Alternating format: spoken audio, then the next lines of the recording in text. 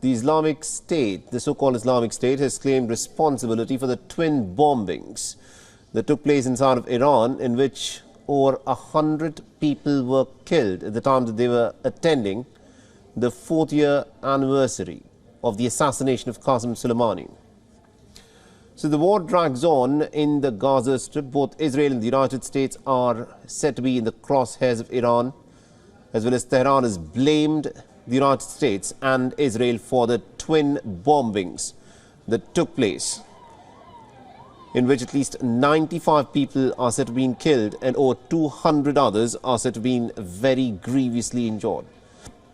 Now, the blast took place at a ceremony in Iran to commemorate the country's top military commander, Qasem Soleimani, who was killed by the Americans in a drone strike back in 2020. The Iran Supreme Leader Ayatollah Ali Khamenei has vowed a harsh response, as earlier has blamed the United States and Israel for the twin bombings in which almost about 100 people were killed.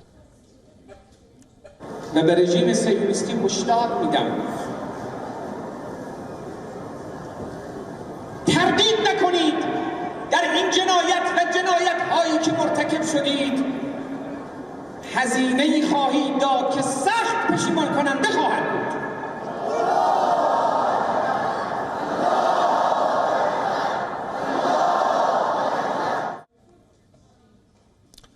Just a day after the killing of Hamas's number 2 commander in an alleged Israeli strike in Lebanon's Beirut, many in Israel are worried about the repercussions after having killed the Hamas leader. The biggest being the likely disruption in future hostage release negotiations.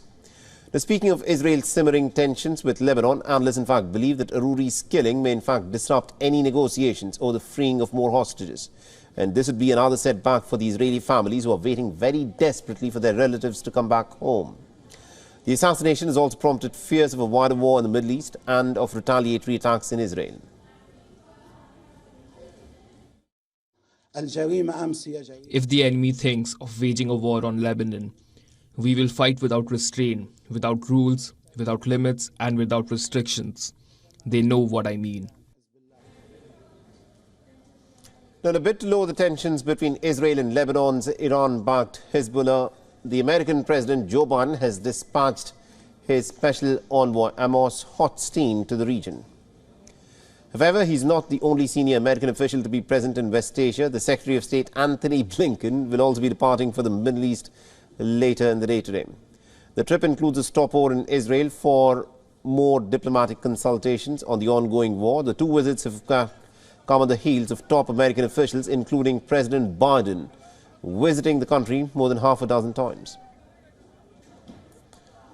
Meanwhile, Israel has denied the local media reports that claim that it is quote-unquote in talks with Congo.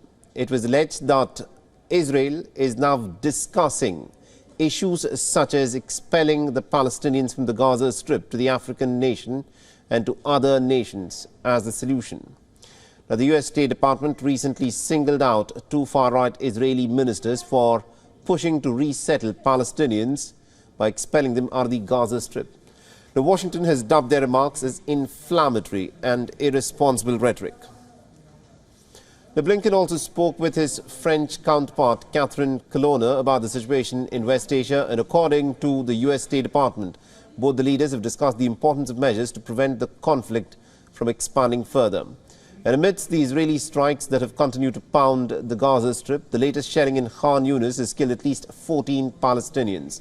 And according to reports, the dead include 9 children. Palestinians living in refugee camps say that Israeli jets and tanks have bombarded 3 refugee camps in central Gaza, and this has prompted many civilians to head south. Meanwhile, the Israeli army has also released footage of tunnels in Khan Yunis. The conflict between Israel and Gaza is now nearing 3 months, and the conflict is spreading well beyond Gaza.